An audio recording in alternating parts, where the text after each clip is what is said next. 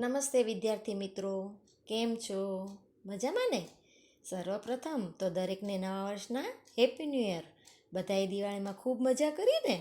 હવે વેકેશન પૂરું થયું તો પાછા ભણવામાં લાગી જશું, બરાબર ને? તો આજે આપણે ધોરણ 5 વિષય પર્યાવરણ પાઠ 12 જો આ ખૂટી જાય તો નો અભ્યાસ કરીશું. તો વિદ્યાર્થી મિત્રો, અહીં શું ખૂટી જાય તો? ખૂટી જાય તો એટલે ખાલી થઈ જવું. તો અહીં આપણને એક પ્રશ્નાર્થ આપેલો છે. તો તે પ્રશ્નાર્થ જાણવા માટે આપણે આ પાઠ જોઈએ. અહીં તમને વિદ્યાર્થીઓ બસમાં બેસીને બહાર ફરવા જાય છે તેની વાર્તા આપી છે. તો આપણે તે વાર્તાનું વાંચન કરીએ. બસની મુસાફરી. આજે અમે શાળામાંથી અડાલજની વાવ ઉજવણીએ જવાના હતા, એટલે કે પ્રવાસે જવાના હતા, જે અમદાવાદથી આશરે 18 કિલોમીટર દૂર આવેલી છે. અમદાવાદથી બહુ દૂર નથી, માત્ર 18 કિલોમીટર દૂર છે. અમે રસ્તા ઉપર વાહનો ગણવાના શરૂ કર્યા. અમારામાંથી કેટલાકે સાયકલ, કેટલાકે બસ, કાર અને મોટરસાયકલ ગણ્યા. અબ્રાહમ, કે જે સાયકલ ગણતો હતો, તે ઝડપથી કંટાળી ગયો.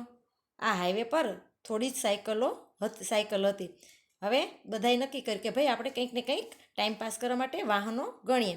તો દરેકે અલગ અલગ વાહનો ગણ્યા. હવે એમાં અબ્રાહમ નામનો વિદ્યાર્થી હતો, એના ભાગે સાયકલ ગણવાની આવી. તો હાઈવે ઉપર તો સાયકલો બહુ ઓછી જોવા મળે, એટલે એ ઝડપથી કંટાળી ગયો. સિગ્નલ પર લાલ લાઇટ થઈ ત્યારે ડ્રાઈવરે બ્રેક લગાવી. તે મોટું ક્રોસિંગ હતું અને અમે ટ્રાફિકની લાંબી લાઈનો જોઈ શકતા હતા. હવે વિદ્યાર્થી મિત્રો, રસ્તામાં સિગ્નલ આવે છે. જો તમને બાજુમાં અહીંયા ચિત્ર છે, એમાં ચિત્રમાં બતાવે છે આ સિગ્નલ છે અને ત્યાં કેટલા બધા વાહનો, અલગ અલગ વાહનો છે ને. તો આવું ક્રોસિંગ હતું અને લાંબી લાઈન અમે જોઈ શકતા હતા. વાહનોમાંથી હોર્નનો અવાજ અને ધુમાડો નીકળતો હતો. સ્વાભાવિક છે, વાહનોનો અવાજ આવતો હતો, કારણ કે વાહનો બધાના ચાલુ હતા અને કોઈએ બંધ નહોતા કર્યા, એને કારણે ધુમાડો પણ નીકળતો હતો. કદાચ એના કારણે જ એક નાનો છોકરો રિક્ષામાં બેઠા બેઠા ખૂબ જ ખાંસી ખાતો હતો. એને એલર્જી હોઈ શકે, એટલે ધુમાડાને કારણે એને ઉધરસ આવતી હતી. મેં કંઈક જાણીતી ગંધ પારખી. મને યાદ આવ્યું કે આવી ગંધ ગામમાં પિતાજીના ટ્રેક્ટરમાંથી પણ આવતી હતી. હવે જો વિદ્યાર્થી મિત્રો, આ જેને ગંધ આવે છે એ અમદાવાદમાં રહીને ભણે છે, એટલે એને યાદ આવ્યું કે ગામડે મારા પિતાજીના ટ્રેક્ટરમાં પણ આવી ગંધ આવતી હતી. હવે આગળ આપણને એમ કીધું છે કે પાના નંબર 110 ઉપરના ચિત્રોને જુઓ અને લખો. આપણે ચિત્રો જોતા જવાનું છે અને એના આધારે એના સવાલના જવાબ કહેવાના છે. અહીં પહેલો પ્રશ્ન છે કે તમે કયા કયા વાહનો જોઈ શકો છો? તો આપણે એની ચર્ચા કરીએ કે આપણે ચિત્રમાં કયા કયા વાહનો દેખાય છે.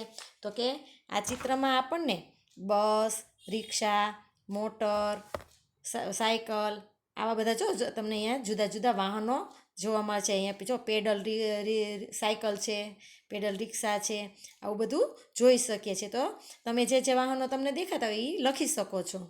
ત્યાર પછી બીજો પ્રશ્ન, તમે શું વિચારો છો? કયા વાહનોમાં પેટ્રોલ કે ડીઝલ બળતણ તરીકે જોઈશે? તમને શું વિચાર આવે છે? એમ કહે છે કે કયા કયા વાહનોમાં પેટ્રોલ અને ડીઝલ બળતણ તરીકે જોઈએ? તો કે બસ, કાર, રિક્ષા, સ્કૂટર અને મોટરસાયકલ જેવા વાહનોમાં પેટ્રોલ કે ડીઝલ બળતણ તરીકે જોઈએ.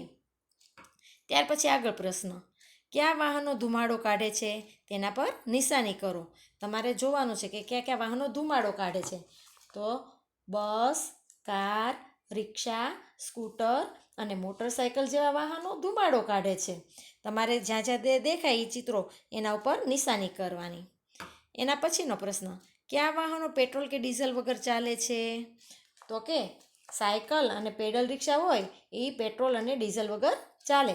ઘણા શહેરોમાં રિક્ષા, કાર અને બસ પેટ્રોલ અને ડીઝલ વગર, એટલે કે સીએનજી અથવા તો વીજળીથી પણ ચાલે છે. ત્યાર પછી વાહનોને ઝડપી હંકારવાથી આપણે કેવા પ્રકારની મુશ્કેલીઓનો સામનો કરવો પડી શકે છે? જો આપણું વાહન ઝડપથી ચલાવીએ તો આપણને કેવા પ્રકારની મુશ્કેલી પડે? તો કે વાહનોને ઝડપથી હંકારવાથી આપણું પેટ્રોલ કે ડીઝલ વધુ વપરાય છે, અકસ્માત થવાનો સંભવ રહે છે, જેનાથી વાહનમાં મુસાફરી કરનાર અને ભોગ બનનાર વ્યક્તિઓના જાનને પણ ખતરો ઊભો થાય છે. હવે આગળ આપણને કીધું છે કહોમાં આ જો પહેલા 3 સવાલના જે જવાબ છે એ તમારે તમારી જાતે લખવાના. શા માટે? કે એમાં કીધું છે કે તમે સાયકલ ચલાવો છો કે શાળાએ કઈ રીતે જાઓ છો, અથવા તમારા કુટુંબના સભ્યો હોય એ એના કામ ધંધે કઈ રીતે જાય છે, તો એ તમારે તમારા ઘરના આધારે એના જવાબ લખવાના છે. ત્યાર પછી વાહનોમાંથી આવતા ધુમાડાથી કેવી મુશ્કેલીઓ થાય છે? તો આપણે એનો જવાબ વિચારીએ કે વાહનોમાંથી નીકળતા ધુમાડાથી આપણને ખાંસી, ઉધરસ, માથાનો દુખાવો, આંખોમાં બળતરા, અસ્થમા, ફેફસા સંબંધી રોગોનો ભોગ બનીએ છીએ. હવામાં પ્રદૂષણ પણ ફેલાય છે. ધુમાડાથી ગૂંગળામણ થાય છે. શિયાળાની ઠંડીમાં સવારે ધુમાડાને લીધે ધુમ્મસ જોવા મળે છે. આથી થોડે દૂરનું સ્પષ્ટ ન દેખાવાને કારણે વાહનોના અકસ્માત થાય છે. આમ વાહનોમાંથી આવતા ધુમાડાથી ઘણી બધી મુશ્કેલીઓ થાય છે. હવે ત્યાર પછી આગળ હવે આપણને એમ કીધું છે કે હજી એક પ્રશ્ન છે કે વાહનોના હોર્નના ઘોંઘાટથી આપણને કેવી મુશ્કેલીઓ અનુભવીએ છીએ કે બધા વાહનોના અવાજ ખૂબ આવે તો આપણને કઈ કઈ મુશ્કેલી થાય? તો કે આપણને માથું દુખે, માનસિક તાણ થાય, અણગમો પેદા થાય, કાનમાં ધાક પડે, લાંબા સમય સુધી આપણે ઘોંઘાટમાં રહેવાથી આપણને બહેરાશ પણ આવી જાય, આપણો સ્વભાવ પણ ચીડિયો થઈ જાય. રાત્રિના સમયે હોર્નના ઘોંઘાટથી નજીકમાં રહેતા લોકોની ઊંઘમાં ખલેલ પણ પહોંચે, અડધી રાત્રે જાગી પણ જાય. હવે આગળ પેટ્રોલ પંપ પર અહીં જો આપણને ચિત્ર બતાવ્યું છે પેટ્રોલ પંપનું. માણસો પોતાના વાહનોને પેટ્રોલ પુરાવવા માટે જાય છે. તો આ સ્કૂલની બસ છે એ પણ પેટ્રોલ પુરાવવા માટે જાય છે. થોડા સમય બાદ અમારી બસ પેટ્રોલ પંપ પર ઊભી રહી. ત્યાં ખૂબ જ લાંબી લાઈન હતી. એવું લાગતું હતું કે અમારે થોડી વધારે રાહ જોવી પડશે. અમે બધા બસમાંથી ઉતર્યા અને પેટ્રોલ પંપની આજુબાજુ જોવા લાગ્યા. અમે ઘણા મોટા પાટિયા અને પોસ્ટરો જોયા. જો આ બાળકો છે એ બસમાંથી ઉતરી જાય છે અને આજુબાજુનું નિરીક્ષણ કરવા માંડે છે. એમ થાય છે કે ભાઈ આપણે તો પેટ્રોલમાં બહુ મોટી લાઈન છે તો બહુ જાજી વાર ઊભું રહેવું પડશે, તો ચાલો ને નીચે ઉતરીએ. અને એ નિરીક્ષણ કરવા માંડ્યા આજુબાજુનું. તો એમને જુદા જુદા પોસ્ટરો દેખાણા. જો અહીંયા આપણે આગળ પોસ્ટર બતાવ્યું છે. સરસ મજાનું બબલું દોર્યું છે. તો ત્યાં શું પોસ્ટરમાં લખ્યું હતું? તો કે પેટ્રોલ અને ડીઝલ કાયમ માટે રહેશે નહીં, તમારા બાળકો માટે તે બચાવો. હવે આપણને એમ કહે છે કે ભાઈ પેટ્રોલ અને ડીઝલ કાયમ નહીં રહે, તમારા બાળકો માટે એને બચાવી રાખો. દરેક ટીપું વધુ સમય ચાલે તેમ કરો. જ્યારે તમે કાર ઊભી રાખો ત્યારે એન્જિન બંધ કરો. હવે આપણને એમ કહે છે કે તમે ભાઈ ગમે ત્યારે તમારી ગાડી ઊભી રાખો તો તમારે એનું એન્જિન બંધ કરી દેવું. આ કઈ તારીખ છે? તો કે તારીખ છે 6/6/2019. હવે આપણને 6 તારીખનો ભાવ કીધો છે. અહીંયા પેટ્રોલનો ભાવ છે તો કે કેટલો છે? તો કે 68 રૂપિયા અને 64 પૈસા. એ લીટરનો ભાવ એટલે કે 1 લીટરનો ભાવ છે. અહીં ડીઝલનો ભાવ આપ્યો છે કે 68 રૂપિયા અને 25 પૈસા. એ 1 લીટરનો ભાવ છે. હવે બાળકો છે એ આ પોસ્ટરમાંથી અમુક વસ્તુ સમજી ન શક્યા. તો કે શું ન સમજી શક્યા? તો કે અમે ન સમજી શક્યા કે પેટ્રોલ અને ડીઝલ કાયમ રહેશે નહીં. એવું શા માટે લખેલું હતું? અમે પેટ્રોલ પંપ પર કામ કરતા એક કાકાને તેના વિશે પૂછવા વિચાર્યું. અમને એમ થયું કે આવું બધું લખ્યું છે, આવું કેમ લખ્યું હશે? એટલે અમને એમ થયું કે ચાલો ભાઈ કાકા કામ કરે છે, આપણે એને પૂછી જોઈએ. હવે એમાંથી અબ્રાહમ નામનો એક છોકરો છે એ કહે છે, કાકા આપણે પેટ્રોલ અને ડીઝલ ક્યાંથી મેળવીએ છીએ? એટલે એ કાકાને પ્રશ્ન પૂછે છે, હે કાકા આપણે આ પેટ્રોલ પંપ ઉપરથી જે પેટ્રોલ મેળવીએ છીએ ક્યાંથી આપણને મળે છે? તો કાકા કહે છે કે જમીનમાં ઊંડે, ખૂબ ઊંડેથી, એટલે કે જમીનમાં ઊંડેથી મળે છે, ખૂબ ઊંડેથી. તો મંજુ નામની એક છોકરી છે એ પૂછે છે, પરંતુ તે ત્યાં કેવી રીતે બને છે? કે જમીનની અંદર હોય તો આપણને દેખાય નહીં, તો એ કેવી રીતે બને? તો કાકા કહે છે કે તે પ્રાકૃતિક રીતે બને છે, પરંતુ ખૂબ ધીમે. તે માણસો દ્વારા કે યંત્રથી બનતું નથી.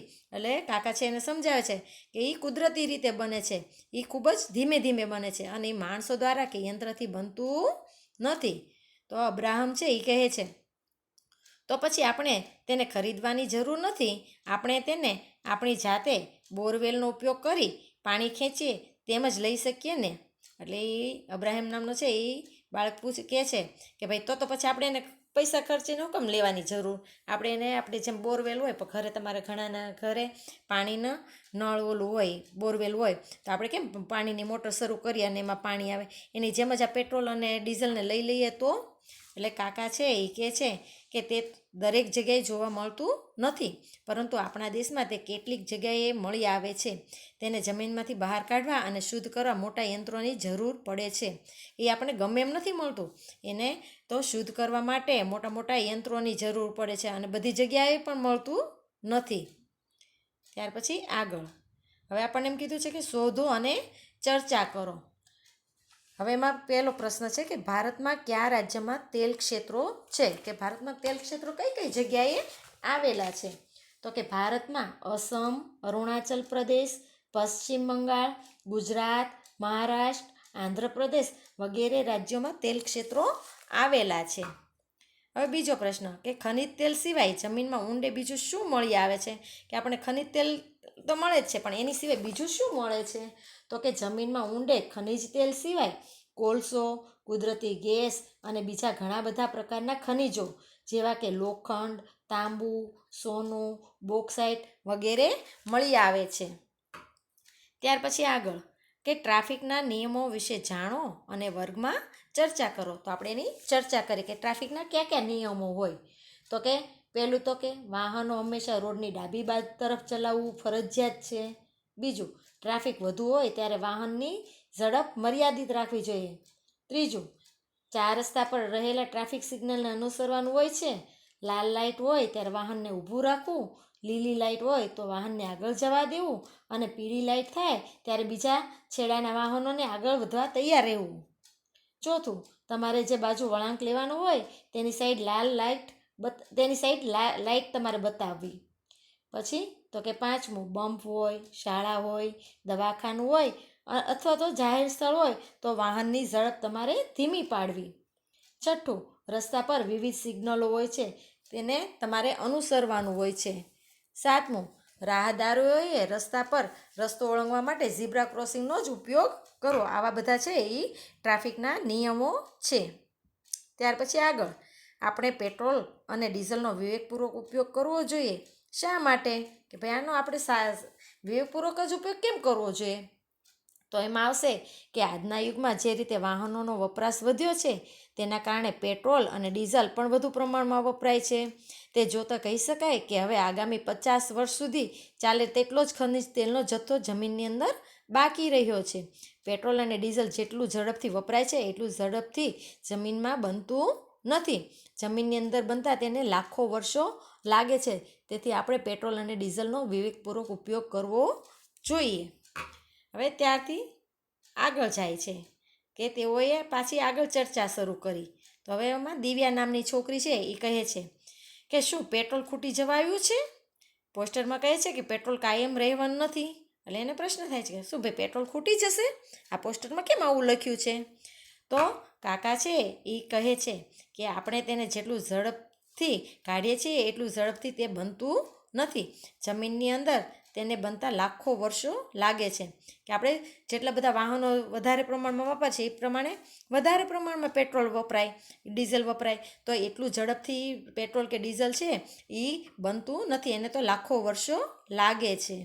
તો હવે અબ્રાહમ નામનો છોકરો છે એ કહે છે જો ઓઇલ ખૂટી જશે તો વાહનો કેવી રીતે ચાલશે? એને ચિંતા થવા માંડી કે ભાઈ આ ઓઇલ છે એ ખૂટી જાય તો વાહનો કેવી રીતે ચાલશે? તો મંજુ નામની એક છોકરી છે એ કહે છે CNGથી. મેં ટીવી પર જોયું હતું કે જ્યારે વાહનો છે એ CNGથી ચાલે છે તે ઓછો ધુમાડો કરે છે. એટલે એણે કંઈક ટીવીમાં વાંચ્યું હશે, ટીવીમાં જોયું હશે કે ભાઈ વાહનો CNGથી પણ ચાલે છે અને એ ધુમાડો પણ ઓછો કરે છે. તો કાકા હસે છે અને કહે છે તે પણ જમીનની નીચેથી જ આવે છે, તે પણ મર્યાદિત જ છે. એટલે કાકા કહે છે કે એ પણ જમીનની અંદરથી જ આવે છે અને એ પણ મર્યાદિત જ હોય છે. તો દિવ્યા કહે છે વાહનો ચલાવવા વિદ્યુતનો ઉપયોગ થઈ શકે છે. મેં વિદ્યુતથી ચાલતી મોટરસાઇકલ જોઈ છે. હવે આ દિવ્યા નામની છોકરી છે એ કહે છે કે ભાઈ મેં તો વાહનથી ચાલતા વિદ્યુતથી ચાલતી સાયકલ જોઈ છે, મોટરસાઇકલ. તો વિદ્યુતથી પણ વાહનો ચાલે છે. અબ્રાહમ, આપણે કંઈક કરવું જોઈએ, નહીં તો આપણે જ્યારે મોટા થઈશું ત્યારે મુસાફરી કેવી રીતે કરીશું? અબ્રાહમને ચિંતા થવા લાગી કે આપણે આના માટે કંઈક કરવું જોઈએ, નહીંતર આપણે મોટા થશું ત્યારે વાહનો કેવી રીતે ચલાવીશું, મુસાફરી કેવી રીતે કરીશું? તો દિવ્યાછી કહે છે જો રસ્તા પર વાહનો ઓછા થઈ જાય તો મારા દાદી ખુશ થશે. તે કહે છે જો વાહનો કીડીઓની જેમ લાઈનમાં ઊભા છે, તમે મોટા થશો ત્યારે શું કરશો? કે છે કે મારા દાદી તો ખૂબ ખુશ થઈ જશે જો વાહનો ઓછા થઈ જાય તો. મંજુ, જો આ કારમાં ફક્ત એક કે બે લોકો જ બેઠા છે, આ બધા બસનો કેમ ઉપયોગ કરતા નથી? હવે મંજુ બાજુમાં આમ નિરીક્ષણ કરે છે ત્યારે કારમાં 2 જણને બેઠેલા જોવે છે, 1-2 જણને. તો કહે છે આ લોકો 2 જ જણ છે તો બસનો કેમ ઉપયોગ નથી કરતા? તો અબ્રાહમ કહે છે તેનાથી પેટ્રોલ બચશે, એક બસ ઘણા બધા લોકોને જે લઈ જઈ શકે છે. એટલે એ પણ એમ કહે છે કે હા હો ભાઈ, કે ભાઈ જો બસમાં જાય તો ઘણા બધા બસમાં ઘણા બધા માણસો એકસાથે બેસી શકે તો પેટ્રોલ બચે. મંજુ: જ્યારે હું મોટી થઈશ ત્યારે સૂર્યપ્રકાશથી ચાલતી કાર શોધીશ. હવે મંજુના સપના બહુ મોટા છે, તો કહે છે કે હું મોટી થઈશ ત્યારે સૂર્યપ્રકાશથી ચાલતી કારની શોધ કરીશ. પછી આપણે તે ખૂટી જશે એવી ચિંતા કરવાની રહેશે નહીં. આપણે તેનો જેટલો ઉપયોગ કરવો હોય તેટલો કરી શકીશું. એનો આઈડિયા સારો છે, કારણ કે સૂર્ય તો કોઈ દિવસ ખૂટવાનો નથી. એટલે કહે છે આપણે સૂર્યપ્રકાશથી ચાલતી કાર શોધીએ તો એ કોઈ દિવસ ખૂટે નહીં. હવે આગળ, પૃથ્વીમાંનો ખજાનો. પૃથ્વીના પેટાળમાં ક્યાં ઓઇલ છે તે શોધવું સરળ નથી. કે આપણે ઓઇલ શોધવું હોય તો કંઈ એટલું આપણે જોઈએ જાણીએ એટલું સહેલું નથી. વૈજ્ઞાનિકો તેને શોધવા ખાસ તકનીકો અને યંત્રોનો ઉપયોગ કરે છે. કે એ શોધવા માટે ખાસ પ્રકારના યંત્રોનો ઉપયોગ કરવો પડે છે, ટેકનિકનો ઉપયોગ કરવો પડે છે. પછી પાઇપો અને યંત્રો દ્વારા પેટ્રોલિયમ ખેંચવામાં આવે છે. આ ઓઇલ ગંધવાળું, જાડું અને ઘેરા રંગનું પ્રવાહી છે. કે આ પેટ્રોલ છે ઓલું ઓઇલ હોય છે એ ખૂબ જ જાડું અને ગંધવાળું હોય છે અને ઘેરા રંગનું હોય છે. તેની અંદર ઘણી બધી વસ્તુઓ ભળેલી હોય છે. તેને સાફ કરવા અને જુદું પાડવા રિફાઇનરીમાં મોકલવામાં આવે છે. તમે રિફાઇનરી વિશે સાંભળ્યું જ હશે. આગળ, આપણે આ પેટ્રોલિયમમાંથી kerosene, diesel, petrol, engine oil અને વિમાન માટે ઈંધણ મેળવીએ છીએ. શું તમે જાણો છો કે એલપીજી, વેક્સ, કોલટાર, ગ્રીસ વગેરે પણ તેમાંથી મળે છે? તો આ પૃથ્વીના પેટાળમાંથી આપણને આવી બધી ઘણી બધી વસ્તુઓ મળે છે. તે બીજી વસ્તુઓ જેવી કે પ્લાસ્ટિક અને પેન્ટ્સ બનાવવા માટે પણ ઉપયોગી છે. કે માત્ર ને માત્ર આ વસ્તુઓ છે એ એક વસ્તુ માટે જ ઉપયોગમાં નથી આવતી, પણ ઘણી બધી વસ્તુઓ બનાવવા માટે એનો ઉપયોગ થાય છે. મેં ઈંધણ બચાવવા વિશે વિચારવાનું ચાલુ કરી દીધું છે. મને યાદ છે કે ક્યારેક પિતાજી જ્યારે બીજું કંઈક કામ કરે ત્યારે ટ્રેક્ટરનું એન્જિન ચાલુ રાખે છે. તે સમયે ખેતરમાં પંપ પણ ચાલુ રહે છે. કેટલું બધું નુકસાન થાય. જ્યારે હું ઘરે જઈશ ત્યારે પિતાજી સાથે ચોક્કસ વાત કરીશ. હવે આપણે વાત કરી હતી કે એક છોકરી ગામડેથી છે, અમદાવાદ ભણવા આવેલી છે. એ વિચારે છે કે હું ઘણી વખત ખેતરમાં જતી ત્યારે પિતાજી કંઈક બીજું કામ કરતા હોય ને ત્યારે તેનું ટ્રેક્ટરનું એન્જિન ચાલુ રાખે છે. તો પછી એમાં કેટલું બધું પેટ્રોલ ડીઝલ વપરાય. એટલે આવું નુકસાન ન થાય એટલે હું પિતાજીની સાથે એની ચર્ચા કરીશ. હવે આપણને આગળ કીધું છે કે સવાલના જવાબ લખવાના કીધા છે. કે આ બધા વાહનો શાનાથી ચાલે છે? તો કે મોટાભાગના વાહનો પેટ્રોલ, ડીઝલ કે સીએનજીથી ચાલે છે. થોડાક વાહનો વિદ્યુતથી તેમજ સાયકલ, પેડલ રિક્ષા જેવા વાહનો માનવ શ્રમથી ચાલે છે. માનવ શ્રમથી એટલે તો કે આપણે એના માટે મહેનત કરવી પડે છે. સાયકલ ચલાવવી હોય તો આપણે કેમ પેડલ મારીએ, એમ આપણે શ્રમ કરવો પડે છે. ત્યાર પછી બીજો પ્રશ્ન, જો વાહનોની સંખ્યા વધતી જશે તો કેવા પ્રકારની મુશ્કેલીઓનો સામનો કરવો પડશે? ઉદાહરણ તરીકે રસ્તા પર ટ્રાફિક વધે. તમારા વડીલો સાથે વાત કરો અને તે વિશે લખો.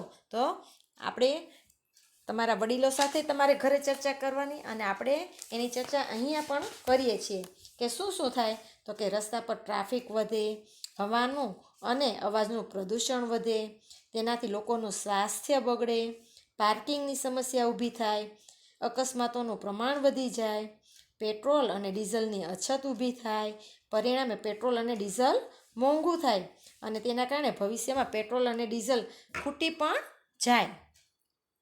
ત્યાર પછીનો પ્રશ્ન કે મંજુએ કહ્યું દરેક જણ શા માટે બસ વાપરતા નથી? તમે શું વિચારો છો કે લોકો મુસાફરી માટે બસનો ઉપયોગ કેમ નહીં કરતા હોય? કે તમને પ્રશ્ન થાય છે કે આ લોકો છે એ શા માટે બસ નહીં વાપરતા હોય? તો કે એના માટે પણ ઘણા બધા કારણો છે. જેમ કે બસ દ્વારા લોકો સમયસર પહોંચી શકતા નથી. લોકોને બસમાં બેસવા તથા બસમાંથી ઉતર્યા પછી તેમના જવાના સ્થાને પહોંચવા ચાલવું પડે છે. આમ કરવાથી ઘણો સમય લાગે છે. બસની રાહ જોઈને ઊભા રહેવું પડે છે. બસમાં ભીડ હોય તો ઊભા રહીને પણ મુસાફરી ઘણી વખત કરવી પડે છે. નાની મોટી બેગ કે સામાન સાથે હોય તેવા સંજોગોમાં બસની મુસાફરી આપણને કંટાળાજનક લાગે છે. બસ કરતાં પોતાના વાહનમાં જવામાં સગવડતા રહે છે, પૈસા અને સામાનની સલામતી રહે છે તથા સમયનો પણ બચાવ થાય છે. આવા ઘણા બધા કારણો હોય. ત્યાર પછી વાહનોની સંખ્યા વધવાથી પડતી મુશ્કેલીઓના નિકાલ માટેના ઉપાયો સૂચવો. હવે વાહનોની જો સંખ્યા વધી જાય તો એના માટેના શું ઉકેલ છે? તો કે નજીકના અંતરે જવા માટે આપણે પગે ચાલીને જવું જોઈએ અથવા તો તે સાયકલનો ઉપયોગ કરવો જોઈએ. ત્યાર પછી તો કે સાથે નોકરી કરનાર લોકોએ વાહન ભાગીદારી કરી એક જ વાહનમાં નોકરીના સ્થળે જવું જોઈએ. એકલા જવા માટે વ્યક્તિગત કારનો ઉપયોગ ટાળવો જોઈએ. એકલા જતા હોય તો એ કારમાં નહીં જવાનું, પણ 2 જણે સાથે જવાનું. નોકરી કે ધંધા પર જવા જાહેર વાહનોનો ઉપયોગ કરવો. ટ્રાફિકની સમજ વધારવા માટે ટ્રાફિક જાગૃતતા અભિયાન પણ ચલાવવું જોઈએ. આવા ઘણા બધા ઉપાયો હોઈ શકે.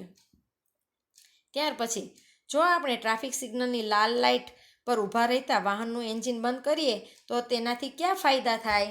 કે આપણે આપણું એન્જિન બંધ કરી દઈએ તો એનાથી આપણને શું ફાયદો થાય? તો કે આપણે ટ્રાફિકની લાલ લાઇટ હોય ત્યારે જો બંધ કરી દઈએ તો શું થાય? તો કે પેટ્રોલ અને ડીઝલની બચત થાય, અવાજનું પ્રદૂષણ ઓછું થાય, ધુમાડાથી રાહત થતાં હવાનું પ્રદૂષણ ઓછું થાય અને ઉર્જા સ્ત્રોતની પણ બચત થાય. હવે ત્યાર પછી આગળ હવે આપણને એમ કીધું છે કે કેટલું ઓઇલ જોઈએ. આપણને અલગ અલગ વાહનો બતાવ્યા છે અને એમાં કેટલું પેટ્રોલ સમાય એના વિશે આપણને કીધું છે કે કેટલું પેટ્રોલ ભરી શકાય અથવા તો ડીઝલ ભરી શકાય. તો જો અહીં સ્કૂટર કીધું છે, તો સ્કૂટર હોય ને તો એની ટાંકી છે ને 5 લીટરની અંદર આજુબાજુ હોઈ શકે. ત્યાર પછી કાર, તો એમાં 30 લીટર પેટ્રોલ આપણે ભરાવી શકીએ. ટ્રેક્ટર, તો એમાં 40 લીટર આપણે પેટ્રોલ કે ડીઝલ જે ભરાતું હોય એ ભરી શકીએ. હવે આપણે એમ કીધું કે 1 લીટર પેટ્રોલ ડીઝલમાં તે કેટલું દૂર જઈ શકે? તો સ્કૂટર હોય તો એ 45 કિલોમીટર જેવું અંદાજે જઈ શકે. કાર હોય તો 12 થી 14 કિલોમીટર અને ટ્રેક્ટર હોય તો 8 થી 10 કિલોમીટર. બધાની એવરેજ અલગ અલગ હોય. હવે આપણને પેટ્રોલનો ભાવ દરેક શહેરમાં જુદો જુદો હોય છે. દિલ્હીનો પેટ્રોલ ડીઝલનો ભાવ અહીંયા આપેલો છે. કોષ્ટક જુઓ અને નીચેના પ્રશ્નોના જવાબ આપો. હવે આપણે કોષ્ટક વાંચવાનો, એના અલગ અલગ જે ભાવ કીધા છે એ જોવાના અને 1 લીટરનો આજનો ભાવ છે એ તમારે તમારા પપ્પાની સાથે જાઓ બજારમાં તો પેટ્રોલ પંપે જાઓ તો જોવાનું કે ભાઈ કેટલો છે. એના આધારે આ નીચેના પ્રશ્નોના જવાબ તમારે કરવાના છે. ત્યાર પછી છે કે શોધી કાઢો તમારા વિસ્તારમાં પેટ્રોલ અને ડીઝલનો ભાવ શું ચાલે છે. તો મોટાભાગે બધા શહેરમાં અલગ અલગ ભાવ હોય છે. થોડો હોય, 1 રૂપિયો 50 પૈસાના, 2 રૂપિયાનો એવો ભાવ ફેર હોય. તમારે જવાનું પેટ્રોલ પંપે અને જોવાનું કે ભાઈ અત્યારે ભાવ શું ચાલે છે. પેટ્રોલ અને ડીઝલનો ભાવ કેમ વધે છે? તો કે પેટ્રોલ અને ડીઝલનું ઉત્પાદન ઓછું થાય છે, તેની સામે તેનો વપરાશ વધુ હોવાથી પેટ્રોલ અને ડીઝલનો ભાવ વધે છે. ત્યાર પછીનો પ્રશ્ન કે તમારા ઘરમાં 1 મહિનામાં કેટલું પેટ્રોલ અને ડીઝલ વપરાય છે અને તે શા માટે વપરાયું? તો એ બધાના ઘરમાં અલગ અલગ હોય, કારણ કે કોઈના ઘરમાં 2 જણ વાહન વાપરતું હોય, કોઈના ઘરમાં 4 જણ વાપરતું હોય, એમ અલગ અલગ હોય. એટલે તમારે તમારા ઘર વિશે વિચારવાનું કે ભાઈ આપણા ઘરમાં કેટલી વ્યક્તિ પેટ્રોલ વાહન વાપરે છે, તો એમાં કેટલું પેટ્રોલ વપરાય એ તમારે જાતે નક્કી કરવાનું. આપણે અહીં આગળ આપણે પૂરું કરીશું અને આનો આગળનો ભાગ છે એ બીજા વિડીયોમાં આપણે જોઈશું. તો તમારે ઘરે દરેકે આ પાઠ વાંચવાનો, શાંતિથી સમજવાનો અને સરસ મજાની એને સવાલ જવાબની તમારે ચર્ચા મનમાં ને મનમાં કરવાની કે ભાઈ આ જે આપણે મિસે આપણે ભણાવ્યું તે આપણને કેટલું આમાંથી આવડ્યું.